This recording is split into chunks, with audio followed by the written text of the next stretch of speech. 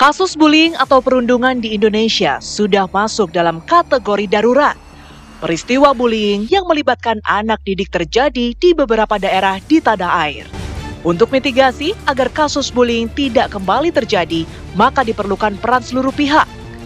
Menteri Pendidikan Dasar dan Menengah Abdul Mukti menyatakan pemerintah tengah menyiapkan penyempurnaan aturan terkait pencegahan kekerasan di lingkungan sekolah menyusul banyaknya aksi perundungan di lingkungan sekolah.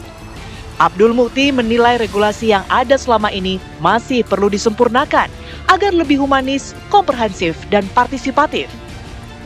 Kasus terbaru bullying atau perundungan dialami oleh MH, seorang siswa SMPN 19 Tangerang Selatan, setelah sepekan dirawat di Rumah Sakit Umum Fatmawati, Jakarta, akhirnya meninggal dunia, diduga akibat perundungan atau bullying oleh temannya. Kasus ini menjadi sorotan publik dan menambah daftar panjang kekerasan di lingkungan pendidikan. Lantas, bagaimana mengantisipasi agar perundungan atau bullying tidak kembali terjadi?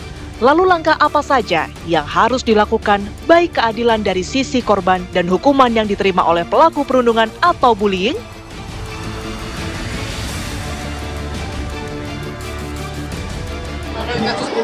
Hah? Apa? Ya, itu harus kita atasi, ya. Oke, terima kasih. Penanganan itu kan nanti kita akan menerbitkan Permendikdasmen untuk memperbaiki permen yang sebelumnya. Nanti kita akan bentuk tim yang ada di sekolah-sekolah dengan pendekatan yang lebih humanis, komprehensif, dan partisipatif. Nanti melibatkan orang tua, melibatkan murid, dan juga masyarakat, sehingga berbagai kekerasan yang selama ini terjadi mudah-mudahan tidak terulang lagi di masa-masa yang akan datang. Tapi belum ada laporannya Pak yang meninggal ini Pak? Saya belum dapat laporannya karena sekarang kan sedang ditangani oleh pihak kepolisian. Jadi kami belum dapat laporan secara lengkap kasus yang ada di Kota Tangerang Selatan.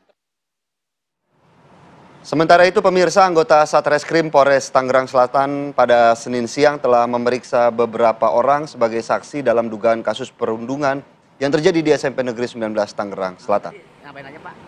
Ya, beberapa orang yang diperiksa sebagai saksi ini yaitu ada kepala sekolah, kemudian ada guru dan juga tentunya teman-teman dari korban.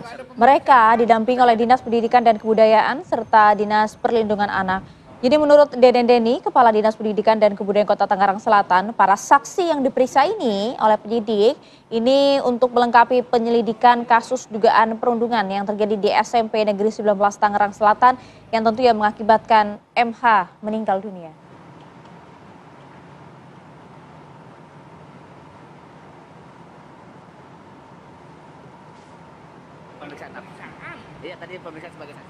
Ya, cukup miris ya, Maria Segaf, bagaimana kemudian upaya dari Presiden kita Prabowo Subianto memberikan makan bergizi gratis untuk mencetak murid-murid berprestasi di masa depan. Justru kasus-kasus bullying yang menghancurkan mental-mental para pelajar kita saat ini. Begitu. Itu dia, kasusnya memang kita tahu bersama semakin bertambah, bahkan memang ini bak gunung es begitu ya. Kalau kita lihat, nanti kita juga ingin tanyakan datanya kepada Ketua KPA yang hadir. Kita perkenalkan dulu, sudah tersambung melalui sambungan Zoom bersama kami saat ini ada Wakil Menteri Pendidikan Dasar dan Menengah, ada Prof. Atip Latiful Hayat. Selamat pagi, Assalamualaikum Pak Wamen. Assalamualaikum Pak Wamen. Selamat pagi, Assalamualaikum Mbak Maria, Mas Imam, selamat pagi. Terima kasih sudah hadir Pak Wamen. Di studio kami juga hadir ada Bu Margaret Aliatul Maimunah, ada Ketua KPAI, dan juga kemudian ada Kepala Bidang Advokasi Guru Perhimpunan Pendidikan dan Guru atau P2G, Mas Iman Zanatul Hairi. Selamat pagi Mas. Selamat pagi. Selamat pagi. Iman. Selamat pagi. Ya. Saya langsung mau ke Pak Wamen. Ya. Pak Wamen, kita miris jujur sekali Pak Wamen, beberapa hari ini kami memang menyoroti kasus ini dan ini menjadi salah satu fokus kami untuk mencari solusi karena jangan sampai kemudian kejadian-kejadian seperti di Jakarta SMK 72 kemudian di SMP 19 Tangerang ini juga kemudian semakin bertambah. Apa sebenarnya Pak Wamen yang kemudian menjadi sorotan pemerintah saat ini? Terima kasih. Saya sepakat dengan yang Mbak Maria sampaikan ini, bullying ini sudah pada tahap yang susah untuk ditoleransi dan pada kondisi yang sangat memprihatinkan. Tapi tentunya kita tidak bisa hanya melihat di ujungnya saja ya. kemudian melakukan pendekatan-pendekatan yang kurang katakanlah preventif. Jadi saya ingin melihat terlebih dahulu penyebab ya dari bullying ini yang semakin meningkat.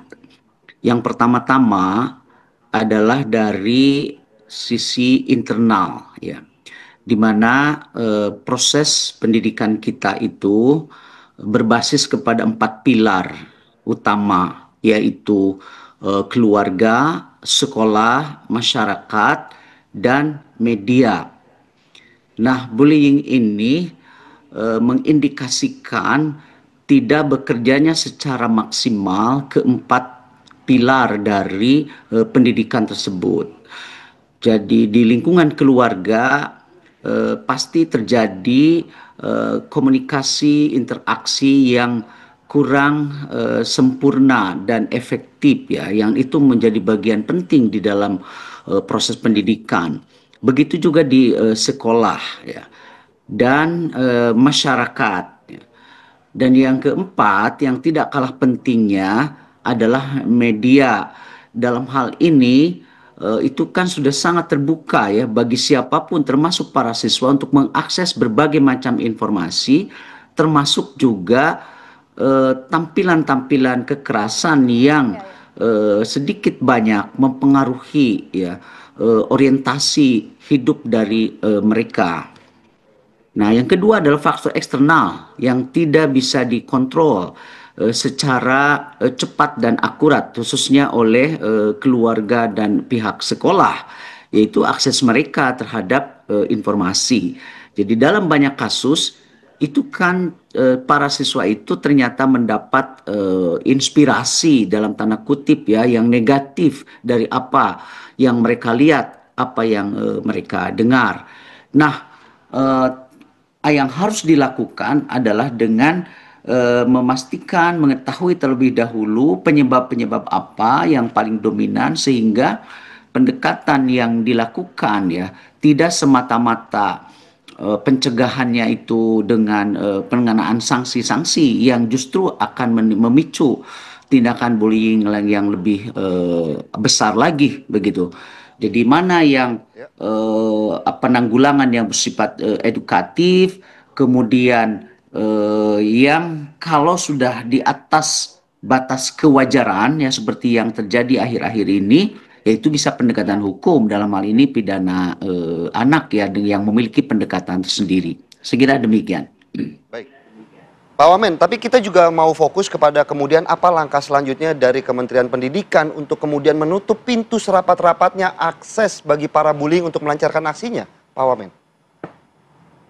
Ya, dengan berdasarkan kepada penyebab yang saya sampaikan tadi, maka pihak kementerian itu akan segera ya untuk lebih mengimplementasikan lagi apa yang kita sebut sebagai Permen Tunas ya, yang PP Tunas, yaitu pengaturan penggunaan media sosial, dan pada tahap ya untuk ada bagian-bagian yang memang akan dilarang secara tegas ya dalam hal ini. Yang berikutnya pencegahannya, karena yang tadi saya katakan kurang bekerja maksimalnya keempat pilar pendidikan ini, maka kita sudah hampir 1 tahun ini bukan saja mengkampanyekan tapi juga sudah melakukan evaluasi, yaitu gerakan 7 kebiasaan anak ke Indonesia hebat ya. Di mana intinya menurut saya itu hampir 90% itu berbasis di keluarga ya. 7 kebiasaan anak Indonesia hebat itu dari mulai bangun pagi, beribadah, berolahraga, belajar, bermasyarakat ya. Nah, itu kita galakan ya. Dan sekarang bukan lagi pada tahap sosialisasi apalagi kampanye, tapi implementasi yang sudah kita juga terus supervisi dan evaluasi. Dan yang ketiga adalah penguatan peran guru ya. Khususnya guru BK, bimbingan dan counseling. Nah, karena pada umumnya salah satunya dari pelaku bullying ini adalah mereka kehilangan tempat ya, pihak untuk berkomunikasi atau curhat ya. Nah, ini guru BK akan kita efektifkan lagi, dan yang kedua adalah guru non BK, sehingga guru non BK pun kita diberi pelatihan agar semuanya dapat berperan untuk memberikan counseling, konsultasi kepada para siswa kita. Ya. Berbicara mengenai guru, mumpung di sini ada P2G juga, Mas Iman ada yang mau disampaikan nggak ke Pak Wamen atau ditanyakan, monggo? Iya, Pak Wamen, selamat pagi. Iya, ada suaranya pertanyaan agak bagi kecil, kami bahwa kurang kedengaran. Oke. Selamat pagi, tes. Aman, siap. Aman ya. Lebih keras. Iya. Jadi yang pertama, menurut kami Kementerian Pendidikan itu kan memiliki Permendikbud 46 tahun 2023. Nah, kira-kira Permendikbudristek itu apakah ini bermasalah, harus dievaluasi, ada yang perlu direvisi atau apa, itu satu. Yang kedua adalah kami kira ini tidak bisa parsial lagi karena masalah kekerasan di sekolah boleh jadi ini kan melibatkan banyak lingkungan. Jadi menurut kami bukan lagi tim PPK di sekolah ataupun Satgas Dinas Pendidikan Tangerang misalkan. Tetapi kemudian ini memerlukan Satgas di level nasional yang melibatkan kementerian dan lembaga. Bahkan independen mungkin. Betul, karena menurut kami kesalahan di sini adalah jelas kan pencegahan dan penanganan. Nah, di level pencegahan ini kita selalu keteledoran. Dan saya kira ini yang menurut kami harus ada perbaikan di level itu. Jadi apakah Permendikbudnya ini masih efektif? Apakah perlu direvisi? Lalu bagaimana dengan 25 anak bunuh diri tahun ini? Itu dia. Silakan Pak Wamen, monggo. Ya, jadi terkait permen itu jelas sebagaimana disampaikan oleh Pak Menteri kemarin di Bekasi, kita akan melakukan revisi ya untuk penguatan-penguatan yang dirasa itu belum efektif dan implementatif. Jelas itu Mas Imam akan kita lakukan perubahan. Kemudian usulan yang Satgas tadi tentunya kami bukan saja mempertimbangkan, tapi itu akan segera dilakukan ya, yang lintas stakeholder, bukan saja lintas kementerian, harus segera dilakukan. Saya kira demikian. Ya. Bagian-bagian yang akan direvisi dari kebijakan dan juga aturan nanti seperti apa, Pak Wamen? Ya, umpamanya yang ketika permen itu ada ya, umpamanya tindakan preventif, itu kan belum ada gerakan seperti 7 kebiasaan anak Indonesia, hebat ya pelaksanaannya, yang kita akan dimasukkan ke permen itu ya dalam rangka pencegahannya. Nah, kemudian untuk penanganannya ya penegakannya, kami mengedepankan pendekatan yang edukatif terlebih dahulu. Ini kan karena anak-anak ya, siswa-siswa masih di bawah umur ya. Akan tetapi untuk tindakan yang memang bukan saja menjurus tapi sudah merupakan sebuah tindakan kriminal, itu adalah penegakan hukum tersendiri ya. Dalam hal ini adalah tindak pidana anak yang sudah ada ketentuan tersendiri. Baik, mungkin ada tanggapan juga dari Bu Margaret, apakah sejauh ini kolaborasi dari Kementerian Pendidikan Dasar dan Menengah juga sudah maksimal begitu dengan KPAI? Mohon izin, selamat pagi Pak Wamen. Margaret dari Bu KPAI, Margaret, Bapak. selamat pagi. Ya, siap. Kami menunggu kalau memang ada update ya, revisi terhadap Permendikbud ya, Permenristek Dikti ya waktu itu yang buat ya. Itu kami menunggu, tetapi sebenarnya yang kami juga sangat berharap adalah implementasi dari regulasi. Karena kami berpikir masih banyak kayaknya satuan pendidikan yang belum optimal dalam memaksimalkan atau mengimplementasikan permen terkait dengan tim Satgas pencegahan dan penanganan kekerasan di sekolah. Jadi mitigasinya kami setuju ada tim Satgas di tingkat nasional ya, karena kasusnya ini kan terus semakin membutuhkan atensi kita bersama. Saya setuju kalau ada tim Satgas di tingkat nasional, tetapi yang tidak kalah penting juga adalah penguatan implementasi di satuan pendidikan, di setiap masing-masing satuan pendidikan. Tidak hanya yang ada di bawah naungan Kemendikdasmen saya kira, tapi juga penting yang di bawah naungan Kementerian Agama. Itu juga harus sama-sama dipastikan mengimplementasikan terkait dengan keberadaan tim Satgas untuk pencegahan dan penanganan di lingkup masing-masing satuan pendidikan sebagai mitigasi awal gitu ya. Siap, silakan Pak Wamen, mungkin ada tanggapannya juga. Ya, yang disampaikan Bu Margaret tadi itu sudah pada tahap ya, final, barangkali kita sedang menyiapkan Satgas yang tadi Bu, karena kasus ini intensitasnya ya semakin meningkat dan bahkan terjadi pada level satuan pendidikan yang lebih rendah ya, termasuk pada tingkat SD. Nah, jadi kami untuk regulasi tentunya akan fokus ya pada revisi substansi yang orientasinya agar bisa terimplementasi. Jadi bukan hanya regulasi yang hanya di atas kertas dan tidak bisa dilaksanakan, akan tapi regulasi yang harus terimplementasi. Dan yang kedua adalah penguatan pilar pendidikan ya yang sudah ada, yaitu pihak keluarga, sekolah, masyarakat ya, dan yang tadi media. Jadi pihak media umpamanya kami mengharapkan untuk ikut menjadi bagian dalam menyajikan, menseleksi ya, termasuk juga pada satu saat itu memang yang harus direstriksi gitu, yang tidak bisa ini ke publik ya, khususnya dapat diakses oleh anak-anak gitu. Umpamanya beberapa bulan yang lalu kan kasus Roblox itu yang bisa diakses oleh siswa ya tanpa batasan usia.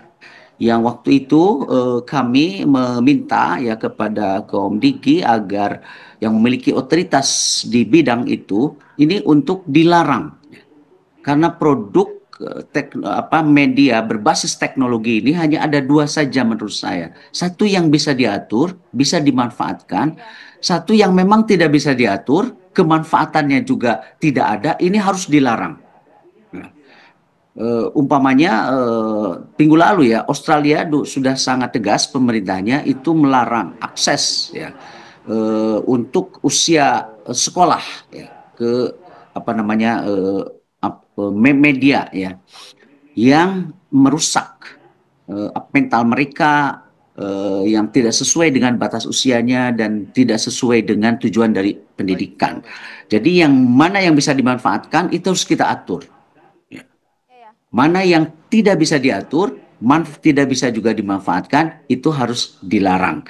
Nah, jadi kami mengajak kepada semua pihak ya dalam catur pendidikan ini untuk mari kita bersama-sama ya, karena tidak bisa kami pihak kementerian sendirian dalam mengenai ini, karena faktor penyebabnya juga banyak sekali. Ya.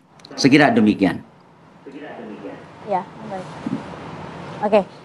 Karena begini Pak Wamen, kami harapkan juga kemudian ada aturan yang memang lebih jelas gitu ya. Karena kemarin jaringan pengawas pendidikan Indonesia yang kami hadirkan juga sebagai narasumber juga bahkan menyoroti ini memang harus melibatkan banyak pihak. Bahkan sanksinya tidak hanya terhadap pelaku anak saja, dipindahkan begitu ya, kemudian juga diberikan pembinaan, tapi juga kepada sekolah, termasuk para guru yang selama ini ditemukan di lapangan mereka justru menutup-nutupi tindakan bullying, kasus-kasus yang terjadi di sekolah. Apakah ini kemudian juga dimungkinkan Pak Wamen ada sanksi terhadap sekolah yang kemudian terbukti tidak memberikan rasa aman kepada siswanya, Pak Wamen? Ya, tentunya kita harus secara cermat dulu ya melihat kasus per kasus. Dan siapa saja, bukan saja para guru, tapi memang yang terlibat dalam ini harus mendapat sanksi yang sesuai dengan aturan ya. Saya kira demikian, Mbak.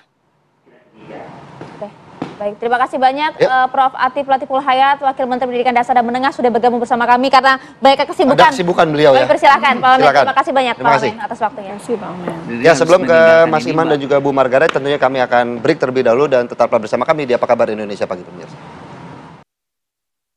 Apa kabar Indonesia Pagi pemirsa, seperti tadi Mas Iman juga masih ingin menanyakan, sayang sekali Pak Wamen juga waktunya terbatas. Sebenarnya apa sih yang ingin ditanyakan terkait juga Permendikbudristek yang sepertinya masih mengganjal nih di Mas Iman? Iya, Yang pertama Permendikbudristek 46 tahun 2023, menurut kami secara mekanisme dia mempermudah kita dalam pelaporan. Jelaskan jelas aturannya, stepnya.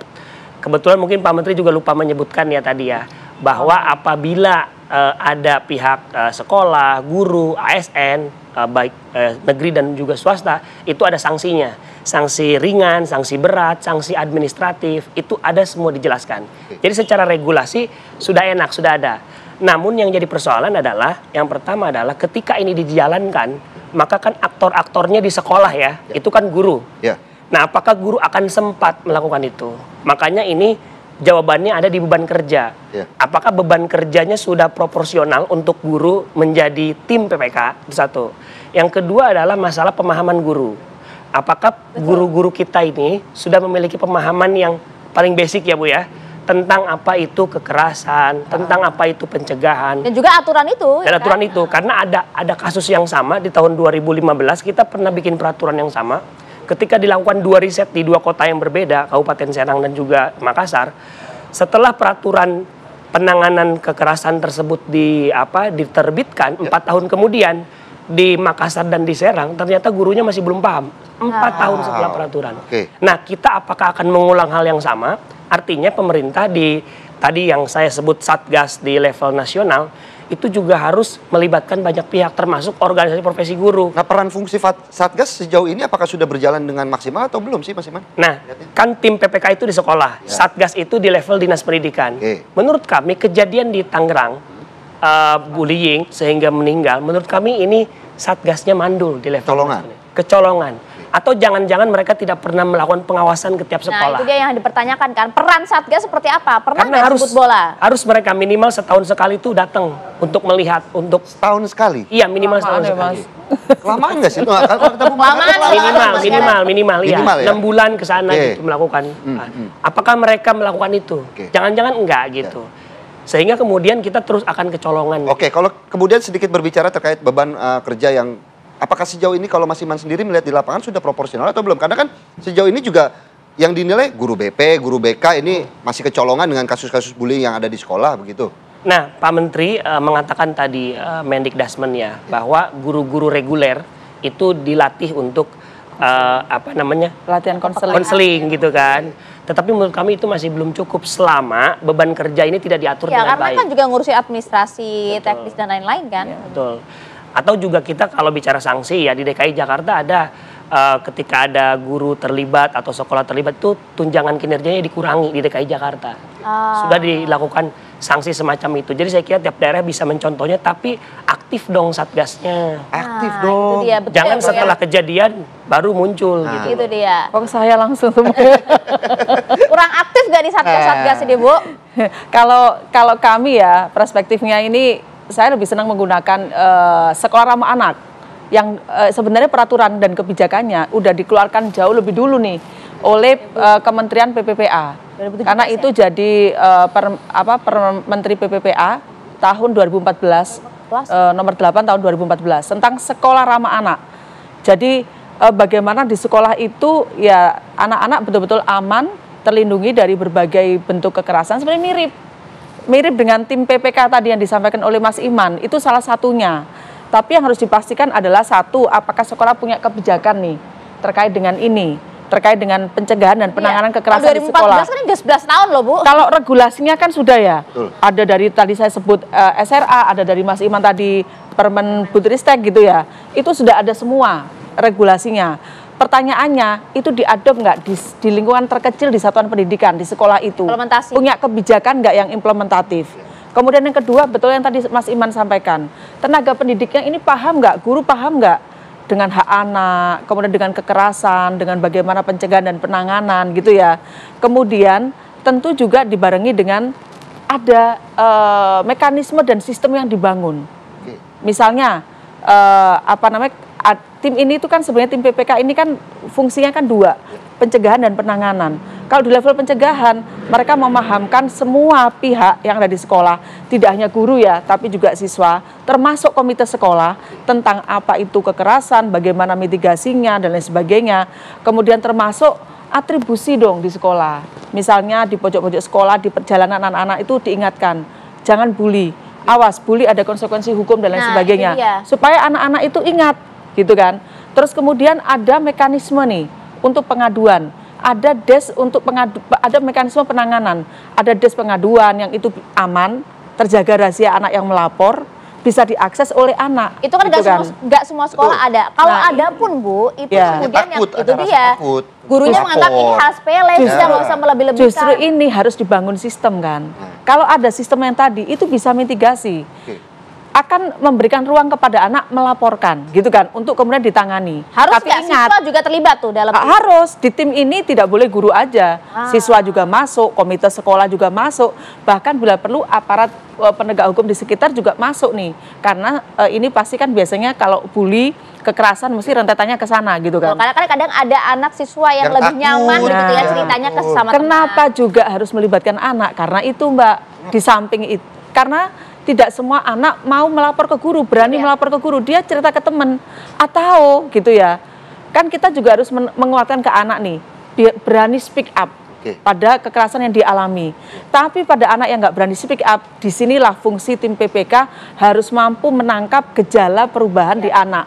Yang kira-kira, oh ini kayaknya kenapa kemarin anak ceria kok jadi enggak, kemarin semangat kok enggak. Nah ini kan perlu pendalaman. Yang ngerti perubahan anak, sometimes bukan guru, tapi teman siswa gitu kan. Nah kalau ini ada di dalam tim PPK, itu bisa menyampaikan, ini juga bagian dari mitigasi gitu.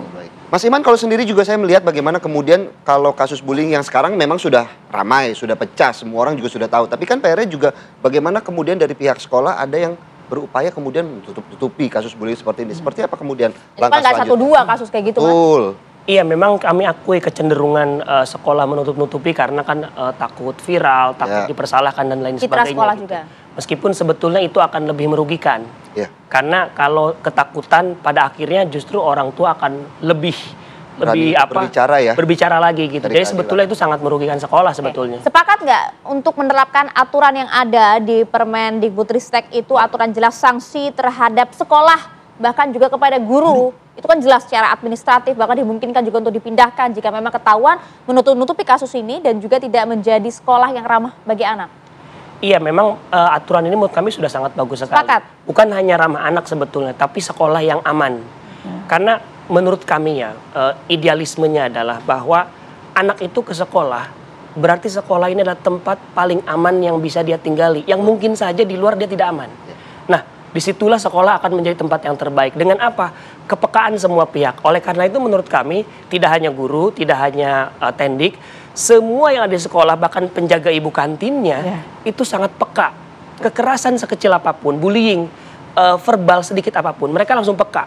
Karena kalau kita lihat kasus MH di Tangerang, misalkan dari MPLS berarti kan bulan Juli sampai Oktober kekerasannya dikatakan berkali-kali, berarti kan ada pemukulan dan lain sebagainya. Temennya nggak speak up atau guru-gurunya juga tidak kelihatan speak up dan lain sebagainya. Warga sekolah pastikan ada 1-2 momen di mana itu terlihat. Perlu nggak disanksi nih gurunya nih? Ya, kalau disanksi sesuai dengan Permendikbud tentu saja. Kalau memang terlibat atau mengabaikan dan lain sebagainya. Kita lihat itu kan yang nggak ada selama ini karena mereka jadi semena-mena. Nanti kita lihat pihak polisian. Bagaimana kemudian selanjutnya peran dari KPAI sendiri, Bu Margaret, untuk kasus-kasus seperti ini supaya janganlah terus berkembang, janganlah stop begitu, Bu. Sebenarnya sih kemarin mengacu pada kasus yang ledakan di SMA 72 ya. Baru kemarin hari Senin kami menyelenggarakan rakor. Karena kami ini juga, aduh kok bully ini terus gitu nih ya. Dalam seminggu ini terus aja kasusnya. Jadi kami kemarin terus terang menyelenggarakan rakor hari Senin yang dipandu oleh PIC Pak Aris gitu ya. Ini untuk bagaimana penguatan dan optimalisasi seperti tim PPK, kemudian juga penguatan kebijakan dan pengawasan di sekolah terkait dengan supaya memitigasi nggak terjadi lagi bully gitu. Tapi menurut saya memang urgensinya adalah sekolah itu harus dipastikan punya tim PPK dan itu berjalan. Nah, itu yang harus dipastikan. Aturan sudah ada, bahkan tadi Pak Wamen sampaikan akan ada revisi dari Permendikbudristek yang ada saat ini diperkuat lagi. Tapi lagi-lagi kuncinya satu, implementasi. Implementasinya, penerapannya. Kita berharap bagaimana kemudian implementasinya bisa dilakukan secara cepat sehingga juga bisa mencegah ya kasus-kasus bullying atau perundungan. Terima kasih Bu Margaret. Terima kasih. Terima kasih Terima kasih untuk waktunya pada pagi hari ini. Dan pemirsa, apa kabar Indonesia Pagi? Usai jeda, kami akan ajak Anda untuk memperbarui informasi mengenai bencana tanah longsor ya yang terjadi di Kabupaten Cilacap dan juga Banjarnegara, Jawa Tengah. Sesaat lagi.